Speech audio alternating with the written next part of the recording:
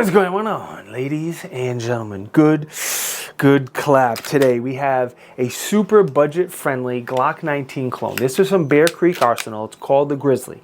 And when I say budget-friendly, this thing is sub 300 bucks on the BCA website, and it's made in the United States. So what a value. So there's two different sizes of this gun. The Model 102 is the Glock 19 size. That's what we have here. The Model 101 is the Glock 17 size. With both of them, they have a bunch of different variations or configurations. You know, with threaded barrel, without, different colors, all that good stuff.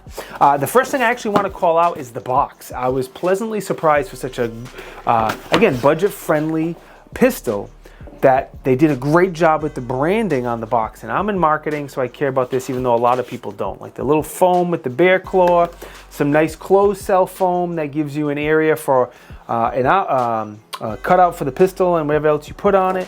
And then underneath you have, you know, your magazines, your manual, stickers, all that good stuff. But man, pretty nice. So the magazines, it comes with two, which I thought was cool. I was going to assume it was going to come with one, but it comes with two KCI mags. If you live in a free-ish state, they're going to be 15 rounds. If not, they're going to be 10. I also tried Glock mags, other KCI mags, Magpul mags. They all worked without a problem. The magwell on this gun is pretty nice. The front sticks out a little bit, tiny bit, just to lock my hand in place. The sides don't really stick out at all, which is what I want if I'm going to conceal carry a gun. And then the inside of the magwell is beveled pretty nicely, so it's going to help get those magazines in there a little bit easier. The grip texture is one of the more unique grip textures I've ever seen. And when I first saw it, it reminded me of a tree bark. In another video I did, I mentioned it looks like tree bark texture. And someone said very nicely, no genius, it's supposed to mimic bear fur. Get it? Grizzly, Bear Creek, bear fur. I'm like, duh. Anyway, the texture, it does look very unique. It feels very unique. It's the same texture on all four sides. It's even on the two memory notches on the side as well. And I love those little memory notches, especially for the thumb on my support hand. But the texture does a good job locking your grip in place. Even though it looks and feels unique, it does do a very, very good job locking the grip in place. So when you're shooting, I shot 115 all the way up to 147 grain, and it did a very solid job. I also really like the magazine release. They didn't use the standard Gen 3 mag release. I'll roll in a picture or a video here of the Gen 3 mag release. It's really small and square, and a lot of times it sticks way out, and it's very hard for me to reach without readjusting my grip. This is the Gen 5 mag release, which is significantly bigger and easier to press, and I can reach it without having to readjust my grip, and I appreciate that. Before we get into the trigger, let me quickly thank, who am I thanking? Gideon. Gideon makes good quality, budget-friendly optics, and they, you know, budget-friendly gun, budget-friendly optics, I figured it made sense. They have a bunch of different optics that will work with this, RMR footprint optic, and a bunch of other guns as well. Discount code for Gideon is Tiberious. I believe it saves you 10%. Thank you to them.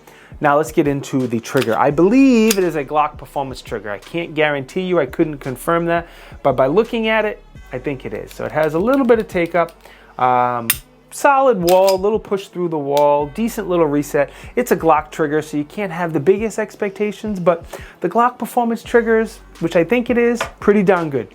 2-second break, you can get up close and personal, and I'll be right back.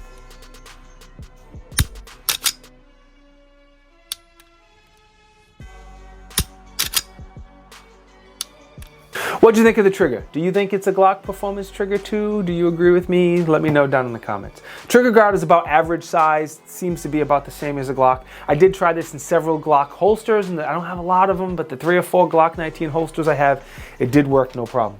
The rail on the front has 3 cutouts, standard 1913. I definitely tried a Streamlight and a Surefire. I also believe I tried Inforce as well. The slide release is, it's 9AMB Gen 3 on the left side of the gun, and this is where I had a little bit of problems with the slide release. When in the beginning, the slide release was so stiff, I could not drop it. You can lock it to the rear, no problem, but you couldn't drop the slide. Even pushing down on with two thumbs, as hard as I could not drop the slide. As I shot it more and it broke in, it definitely became easier and easier and easier, and let's check it right now. So, working okay now.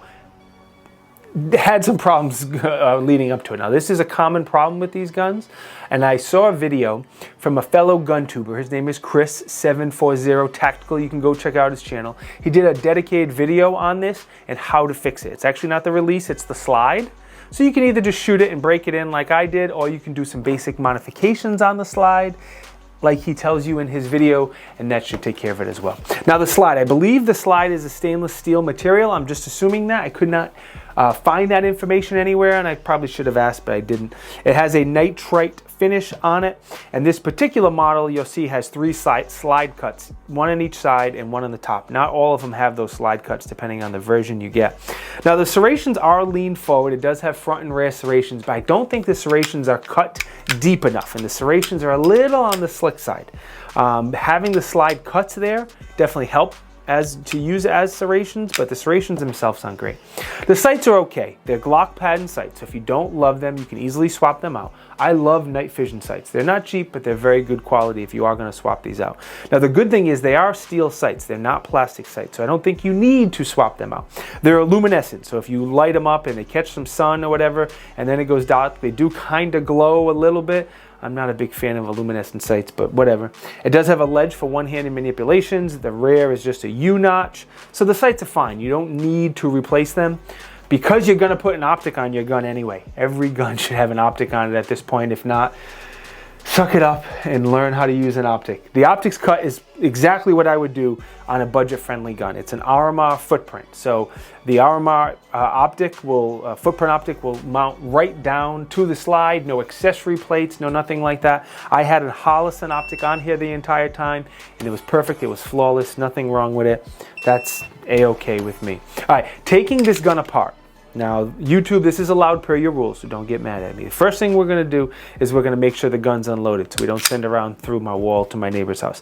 On the frame, if you look at it, around the takedown lever, it's cut out a lot, and it makes getting those takedown levers, pulling them down, very, very easy. So you pull the slide to the rear a little bit, you pull down on those takedown levers, you pull the trigger, and the slide comes right off. You can pull the trigger before or after. Looking inside the frame, it looks like a Glock because it's a Glock clone and it uses all Glock parts, so pretty straightforward there. If something breaks, you can easily get those parts. The recoil spring is captured. It's on a plastic guide rod, pretty basic there. The barrel has a 1 in 16 twist, nitride finish, 4150 material, half by 28 thread pitch. So if you want to suppress this, you could absolutely do so.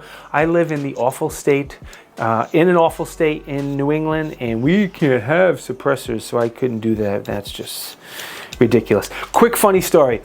The law that was just proposed that didn't pass. So I asked for the threaded barrel version for a reason, even though I can't have suppressors. The law that didn't pass said if you had any gun with a threaded barrel, it's automatically an assault weapon, even if it's a pistol. They were trying to make any threaded barrel an assault weapon. So this gun, without a threaded barrel, A-OK would have been legal. This gun with a threaded barrel, I'm an assassin, it's an assault weapon, and you can't have it, straight to jail. Anyway, sorry. The thread protector on this did come loose a few times when I was shooting. There is not an O-ring on here.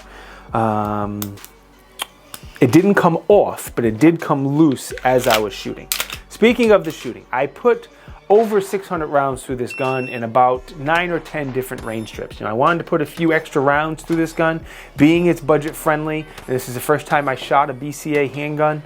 Like I said, I had a Hollison red dot on here the entire time. I had 2 or 3 different lights on here. And as far as the shooting I did, it was just basic plinking at the range, nothing crazy, nothing specific. I was just trying to get through as many rounds as possible. Most of it was 115 and 124 grain, a couple mags of 147 hollow points. Shooting a bunch of steel, magazine exchanges, again, nothing fancy. What matters, and there was 0 malfunctions, 0 issues, 0 failures of any kind. The only thing that I already mentioned was the slide release. Wasn't working at all in the beginning, slowly started to break in. It's pretty good now, I think it's fine now. So if you're like me and you choose to use it as a slide release, just be aware that might be an issue till it breaks in. And then you also have that video from 740 Tactical to watch if you want to.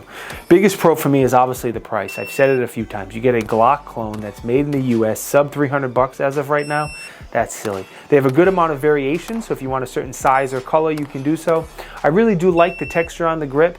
It's different, it's weird, it looks different, but it works well, and that's what matters. The optics cut is perfect for a budget-friendly gun. Goes right down to the slide. It's RMR footprint, that's all good. And I think most important, it was reliable. That's all I can really ask from a budget-friendly gun. Is it going to work? When I pull that trigger, is it gonna go bang?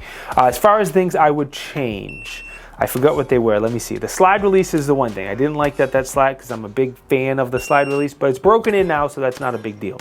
The serrations are not very aggressive. I wish the serrations were a little bit deeper. That's truly the only thing I would change.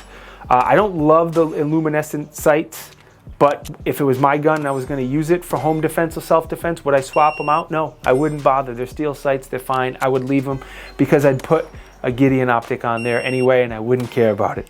Overall, it's good to go. If you're looking for a Glock clone and you're only willing or able to spend $300-ish, it's fine. Get it.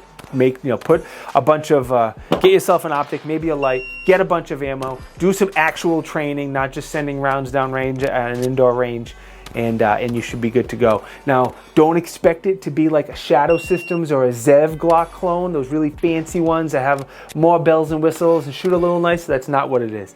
But if you're okay with a budget-friendly gun, there's nothing wrong with it. Rock it, just get some training so you know what you're doing. All right, Bear Creek Arsenal, thank you very much for supporting the channel. I appreciate it. Right behind my head, that one right there, is a Bear Creek Arsenal AR-15. I've already done a review on that. I'm trying to get to 5,000 rounds to see if it will make it, to see the wear pattern, and I'm somewhere north of 3,000 rounds, so we're getting there. I want to thank Gideon again. The discount code for them is Tiberious if you want any good quality, budget-friendly optics. But most important, thank you, boys and girls, for watching. If you think I deserve it, subscribe to the channel. Be good, stay blessed. See you in the next video. Peace!